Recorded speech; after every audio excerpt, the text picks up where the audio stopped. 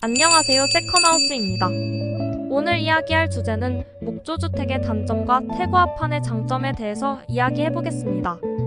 요즘 전원주택과 관련한 유튜브 채널에 가끔 전원주택 건축과 관련하여 목조주택의 단점을 피를 토하듯이 이야기하시는 유튜버분들이 있습니다. 사실 저는 돌이나 골재 전문가로서 건축의 건자도 잘 모르기 때문에 목조주택 건축에 찬성한다든가 반대한다든가 그런 이야기는 하지 않겠습니다. 제 처남이 3년 전에 목조주택을 건축하였는데 3년이 지난 후 나타나는 단점과 최근 아는 지인 회사에 컨테이너하우스를 조달 등록을 해주면서 알게 된 이야기를 풀어보겠습니다. 철근 콘크리트 주택이라 해서 유지 보수가 필요 없는 것은 아닙니다. 옥상이 있는 경우 방수제를 몇 년에 한 번씩 도포해 주어야 하고요. 일반인들은 대리석으로 알고 있는 자연석 판석도 깨지거나 하면 보수도 해야 합니다. 목조주택은 철근 콘크리트 주택보다 조금 더 유지 보수가 필요한 것은 사실입니다.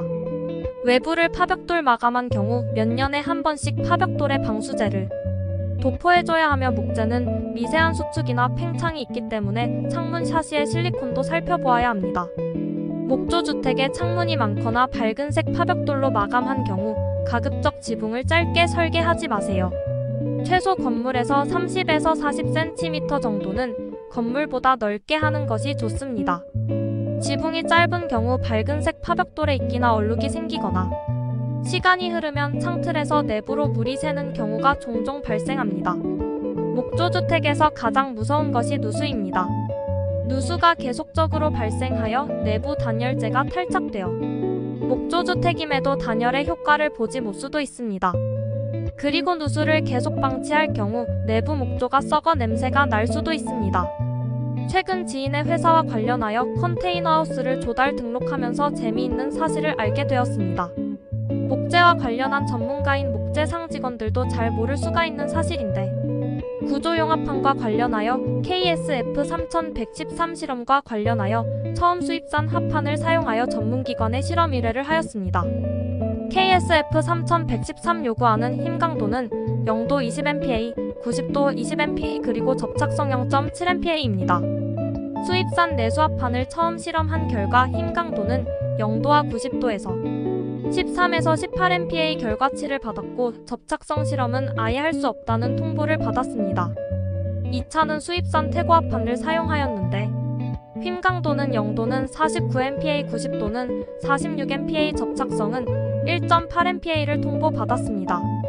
태고합판의 경우 KSF3113에서 요구하는 실험값의 2배 이상의 결과치를 받았습니다.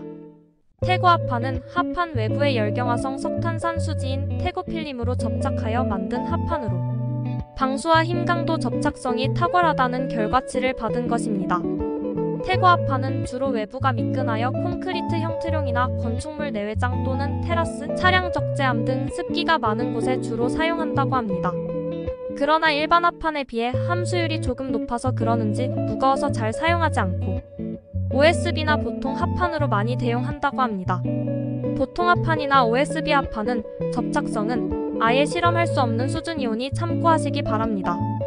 인터넷 검색 결과 태고 합판의 가격이 OSB 합판이나 보통 합판에 비해 장당 가격이 5,000원에서 6,000원 정도 비싸며 태고 합판에 물을 붓는 실험을 하면 모두 흘러내리는 것을 확인할 수 있으며 일반 합판의 경우 물이 흐르면서 합판에 번지는 것을 확인할 수 있습니다.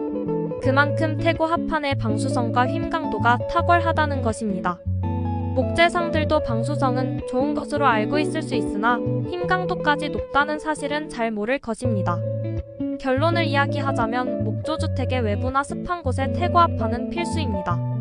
목조주택 건축에 있어 태고 합판을 많이 사용할수록 내구 수명은 길어진다는 사실입니다. 지금까지 시청해주셔서 감사합니다.